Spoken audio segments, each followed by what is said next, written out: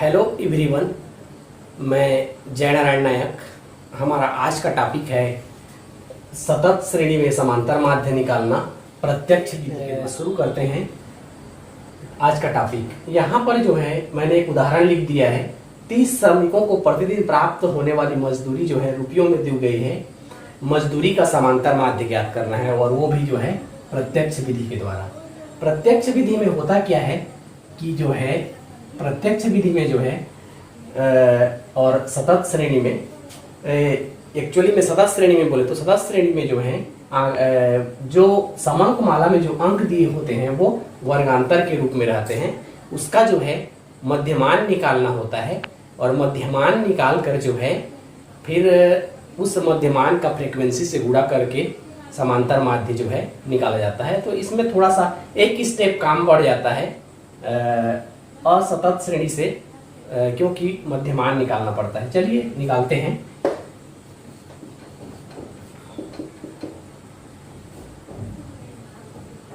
सबसे पहले हम लोग सूत्र को देख लेते हैं। m इज इक्वल टू होता है सिग्मा एफ एक्स बटे सिग्मा एफ, जहां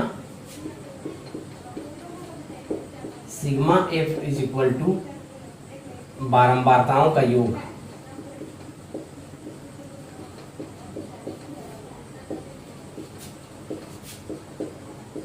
और sigma F X is equal to बारंबारता व मध्यमान का गुणन का योग या फिर गुणनफल का योग। तो हमें यहाँ पर जो है इन दो चीजों का मान चाहिए। उसके बाद जो है हम इससे जो है समांतर माध्य निकाल पाएंगे। तो चलिए शुरू करते हैं। यहाँ पर मैं लिख देता हूं दैनिक मजदूरी को। दैनिक मजदूरी, उसके बाद दूसरा कॉलम हो जाएगा हमारा श्रमिकों की संख्या,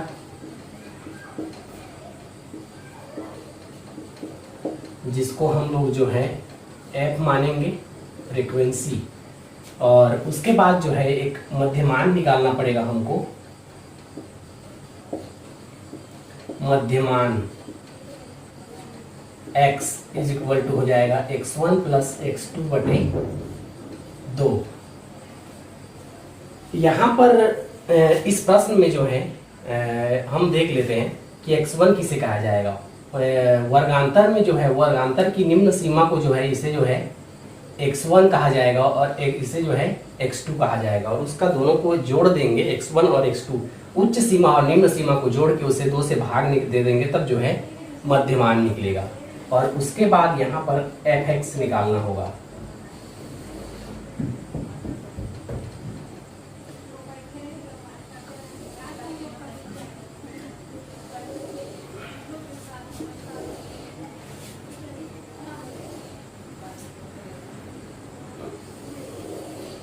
तो चलिए मैं लिख देता हूं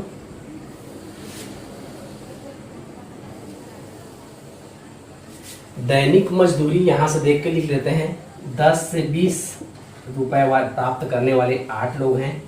20 से 30 रुपया प्राप्त करने वाले लोग जो हैं 7 हैं, और 30 से 40 रुपया प्राप्त करने वाले लोग जो हैं 6 हैं, और 40 से 50 रुपया प्राप्त करने वाले लोग जो हैं 5 हैं।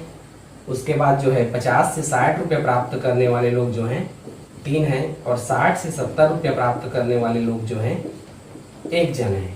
तो टोटल इस तरीके से है। सबसे पहले श्रमिकों की संख्या यानी फ्रीक्वेंसी, यानी 30 श्रमिक दिया है, मतलब हम लोग यहाँ पर इसका मान हमारा जो होगा सिग्मा एफ का मान जो है 30 हो जाएगा। श्रमिकों की संख्या 30 है तो इसको जोड़ने की हमें जरूरत नहीं है, इससे ज़्यादा फ्रीक्वेंसी का मान जो है 30 हम लिख देंगे।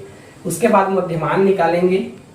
यहाँ पर x1 पहले कॉलम उनके मध्यमान निकालने के लिए देखते हैं। यहाँ पर x1 का मान कितना हो जाएगा 10 और x2 का मान कितना हो जाएगा 20। तो पहला को मैं निकाल के बता देता हूँ। पहले x1 प्लस x2 बटे 2 करना है हमें। तो 10 धन 20, इसके हिसाब से x1 10 है और x2 20 है, तो 10 धन 20 बटे 2 यानी कि कितना हो जाएगा 30 हो गया। तो यहाँ पर जो है अब इस 30 का क्या करना है हमको, 30/2 यानी 30/2 यानी कितना हो जाएगा, 30 को 2 से भाग करेंगे तो कितना आ जाएगा, 15 आ जाएगा। तो यहाँ पर पहला जो वर्ग है उसका मध्यमान निकालने पर हमें 15 मिलेगा। इसी तरीके से सबको जोड़ करेंगे, ये जैसे 20 और 30 50 हो जाएगा। 50 को 2 से भाग करेंगे तो आ जाएगा 25। उसके बाद जो है 30 और 40 को जोड़ेंगे, 30 धन 40 करेंगे तो 70 हो जाएगा। 70 को 2 से भाग करेंगे तो फिर 35 आ जाएगा। उसके बाद जो है 40 और 50 को जोड़ेंगे तो 90 हो जाएगा। 90 को 2 से भाग करेंगे तो 45 हो जाएगा। उसके बाद जो है एक चीज और बता दूं, यहाँ पर जो है डिफरेंस हम देखेंगे कि 15, 25, 35, 45, 10 का हो रहा है। तो इसको हमें आगे और ज्यादा मेहनत करने की जरूरत नहीं होगी। हमें बाकी जो है 10 का डिफरेंस है इसमें, तो आगे 10 बढ़ा के हम लिख सकते हैं। जैसे 45 है तो अगला वाला हमारा 55 हो जाएगा। उसके बाद जो है अगला वाला फिर 10 बढ़ाएंगे तो ये 65 हो जाएगा। उसके बाद जो है हमें क्या करना होगा, उसके बाद जो है हमें यहाँ पर fx का मान निकालना होगा। तो ये फ्रीक्वेंसी है हमारा और ये जो है x का मान मध्यमान है। इन दोनों का गुणनफल कर लेंगे। यहाँ पर f और x का गुणा करेंगे तो 15 8 120 हो जाएगा। 25 7 175। उसके बाद 35 × 6 करेंगे तो 6 5 30 का 0, 6 3 18 और 3 21, 210 हो जाएगा। 5 का गुणा 45 के साथ करेंगे तो 5 5 25 का 5 हासिल आया 2, 5 4 20 और 2 22, 225 हो जाएगा। 3 का गुणा 55 के साथ करेंगे तो 3 5 15 का 5, 3 5 15 और 1 16, 165 हो जाएगा। 65 का गुणा 1 के साथ करेंगे तो ये फिर 65 हो जाएगा। अब यहाँ पर हम जो है सिग्मा fx का मान निकाल लेंगे, इसको जोड़ लगा लेंगे तो 5 10 15 20, यहाँ 0 आ जाएगा, हासिल 2 आ जाएगा हमारा। यहाँ पर 2 2 4, 4 7 11, 11 1 12, 12 2 14, 14 और 6 20, 20 6 26 का 6 हासिल आया 2, 2 और 1 3, 3 और 1 4, 4 और 2 6, 6 2 8, 8 और 1 9। तो ये हो गया हमारा 960। अब ये जो मान है उस मान को जो है हम लोग जो है सूत्र में रख देंगे। चलिए रखते हैं। हमारा सूत्र होता है m = सिग्मा fx बटे सिग्मा f, जहां पर सिग्मा fx = हमारा मिल गया है 960 और सिग्मा f जो फ्रीक्वेंसी का योग है हमारा वो है 30। तो इस आधार पर m = समांतर माध्य हो जाएगा सिग्मा fx का मान 960 बटे सिग्मा f का मान 30।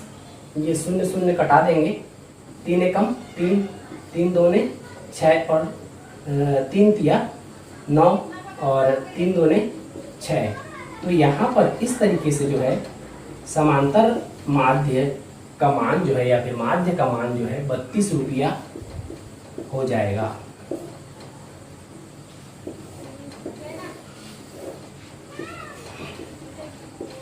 तो इस प्रश्न में 30 श्रमिकों को प्रतिदिन प्राप्त होने वाले मजदूरी जो रुपयों में दी गई है, उसमें मजदूरी का माध्य जो है प्रति मजदूर जो है 32 रुपया होगा।